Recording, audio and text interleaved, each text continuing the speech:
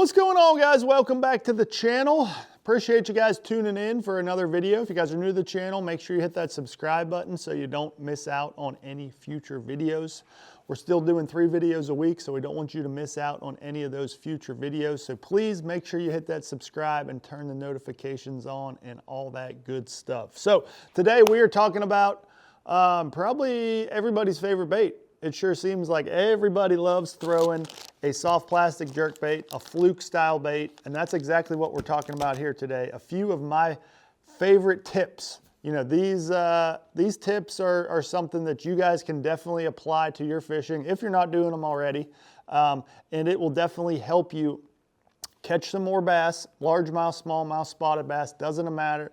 They all apply, but these tips will definitely help you guys catch some more bass whenever you're throwing a soft plastic jerk bait like a super fluke, a D-shad, whatever bait that you like to throw. These tips will definitely help you catch some more bass.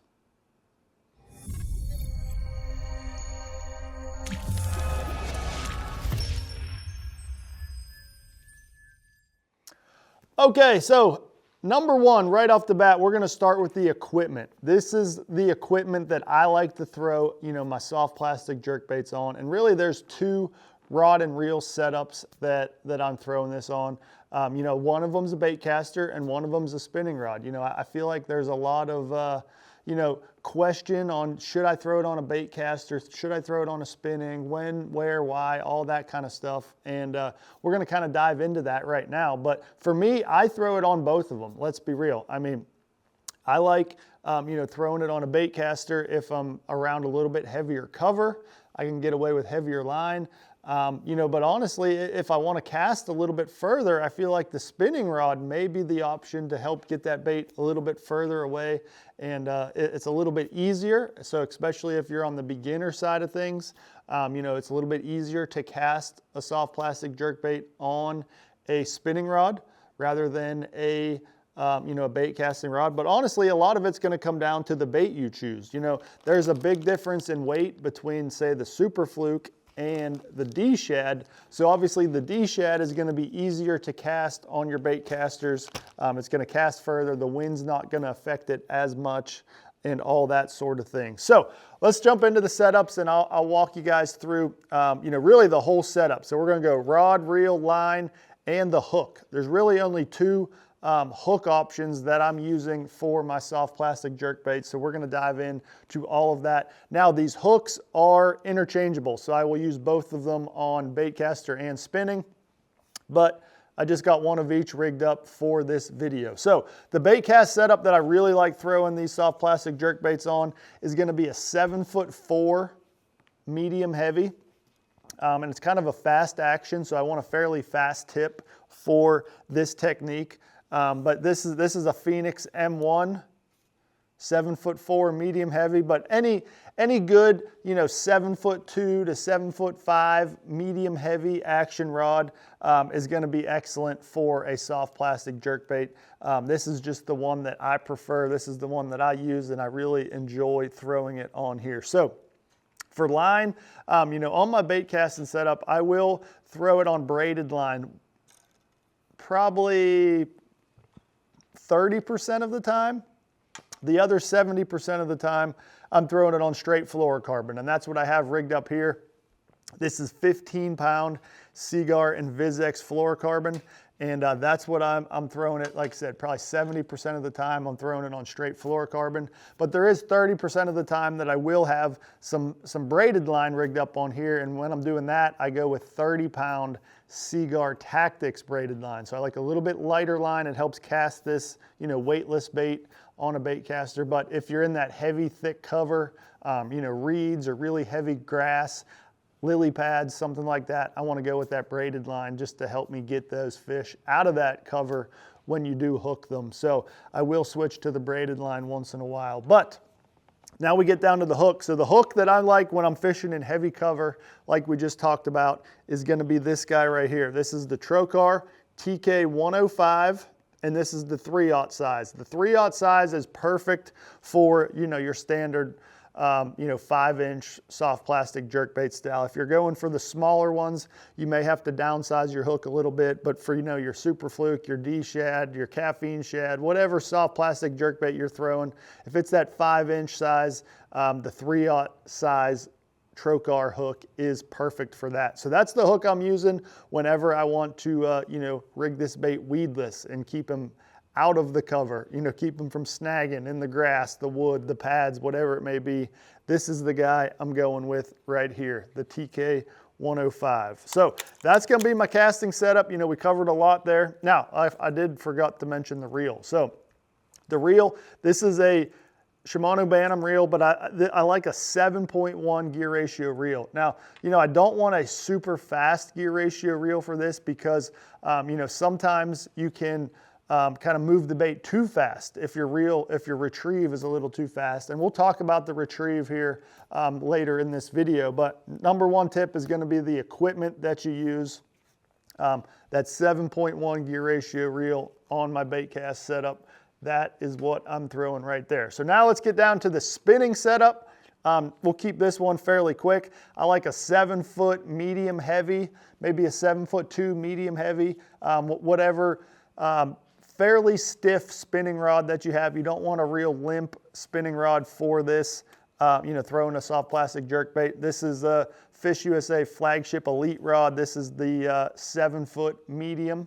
So this is a little bit heavier medium. So, every rod manufacturer is going to be a little bit different on the power. So I like that 7-foot medium heavy, somewhere in there. It's just all about the feel, honestly. It's kind of hard to, say one thing, and if you go pick up a different brand rod, its action's going to be totally different. So I like a fairly stiff rod. Like I said, I want that rod to load up fairly quick whenever they bite the soft plastic jerkbait. So for this, I'm throwing a 3,000 size spinning reel, and I'm putting Seaguar PEX 8 braided line. This is the 18-pound size, so extremely thin braided line that really allows you to make extremely long casts with this. The braid to fluorocarbon is extremely important on this because it allows you to make those extremely long casts, but then you have the fluorocarbon leader that those fish are not going to see. So whenever I'm throwing this on a spinning rod, I'm tying a FG knot to a fluorocarbon leader, but I go with a heavier fluorocarbon. Typically you think of a spinning rod as more of a finesse technique and lighter line, but for this I'm going with 15-pound Seaguar and Vizex fluorocarbon, the same as the Baitcaster. I'm using that as my leader line, and I keep the leader short. You can see right here, this is about all the longer my leader is. So that's probably 16, 18 inches, somewhere in there. I like it fairly short because there's no need to have an extremely long fluorocarbon leader for your soft plastic jerkbait. So now we get down to the hook here, and this is going to be the second hook option that I use, and this is the Core Tackle Scamper Rig. So you can see, if you're not familiar with the Scamper Rig, there's a little bit of weight added to the shank of the hook right here, and this allows you to thread the bait on and rig him exposed hook style. But that added weight right there really adds a bunch of action, adds some vibration to the bait, and the Scamper Rig will definitely up your fluke fishing game. So that is definitely a hook option that you need to be throwing. So that's the equipment that I'm throwing it on right there. So that's going to be tip number one, is making sure your equipment is dialed in on your soft plastic jerkbait fishing. Okay, the next tip I have for you guys on your fluke fishing is going to be the color selection. A lot of people think of a fluke as just a shad imitating style bait. So, your whites or your shad colors. This is one of my favorite colors right here. This is the green gizzard color from Yamamoto Baits in the D shad. That's an excellent option right there. But a little tip for you guys that maybe you're not doing is try throwing the extremely bright and loud colors. Whether it's a bubblegum pink or a bright chartreuse like this guy right here. This is the Siren color from Yamamoto. This is just a bubblegum super fluke right here. Throwing those really bright and loud colors can definitely get you a few extra bites from fish that have seen a shad color and weren't quite ready to commit. Whenever they see a very bright loud color come by them, a lot of times it can trigger some of those fish and catch some more fish. So having a very bright color just as another option, just something else to try, and you would be surprised how many big fish you can catch on the very bright, loud colors. So make sure you're trying a few different color options in your soft plastic jerk baits and not just keeping it with one color, because I've seen that happen time and time again where, you know, if you're sticking with just one color and then you switch it up and try something different, you actually find that, you know, maybe the bright colors catch a little bit bigger fish, or they catch a different fish that the shad colors weren't going to catch. So definitely the loud colors is going to be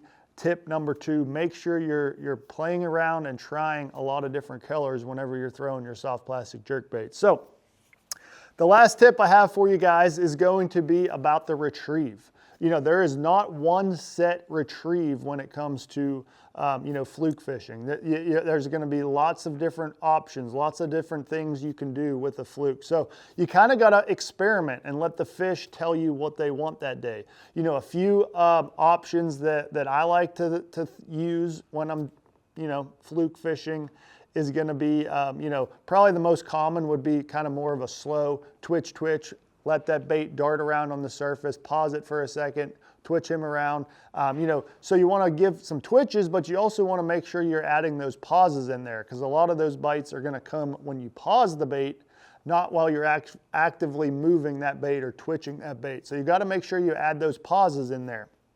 I would say that's probably the most common way that you see, you know, a soft plastic jerkbait fished. Now, when you add the scamper rig, this really opens up a whole nother retrieve option for you, where you can almost pull the bait. You know, you give it, you know, 4 or 5 foot pulls, and it allows that bait to swim and dart and vibrate. And then when you pause it, a lot of times when you go to pull again, that fish is going to be on there. So, you know, kind of vary your retrieve, and you're pulling it rather than, say, twitching it. You're pulling it, allowing that bait to swim, dart, and then pause, pull it again, and it really can trigger some fish. So the scamper rig really allows you to do that with the added weight and the vibration that it adds to the soft plastic jerk bait. So another retrieve, you know, this is something that, you know, I really don't see a whole lot of people doing, is actually really slowing down your retrieve. And this really works well with the Yamamoto D-shad because it's so heavy. It's heavy weighted, a lot like a Senko, and you can actually fish this D-shad a lot like you would a weightless Senko. You can fish it a whole lot slower. So you can throw it around, especially if you're fishing around grass. I've found this to really, really help, you know, fish this bait a lot slower. So you cast it out and almost let it sink all the way down to the bottom. Give it a few twitches, allow it to just kind of drift it back down to the bottom, give it a few twitches. So it's a whole lot slower than, say, your surface you know, twitching that you're going to visually see the bite. And these ones, you're actually going to feel that bite. It's going to be a thump as that bait's kind of gliding back down to the bottom.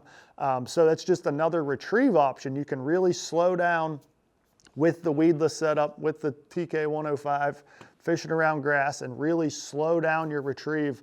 That will help you catch some more fish on a soft plastic jerkbait. So hopefully you guys enjoyed this video. Appreciate you guys tuning in. I'm curious if you guys have done any of this, if you like these types of videos, if you like fluke fishing, you like soft plastic jerkbaits, all that good stuff, please drop them in the comments down below. Let me know what you think. But anyways, appreciate you guys tuning in, and we'll see you guys next time.